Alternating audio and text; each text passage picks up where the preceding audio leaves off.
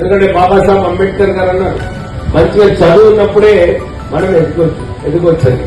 ఈరోజు చాలా సంతోషం అనిపించింది. ఇద్దరు చైల్డ్ లేబర్ యాక్టివిస్ట్ ఎవరైతే ఉన్నారో, చైల్డ్ లేబర్ లో ఉన్న తర్వాత వాళ్ళు వచ్చి మంచి ఉద్యోగం చేసుకుంటున్నారంటే అదొక నిదర్శనం అన్నమాట అందరికీ.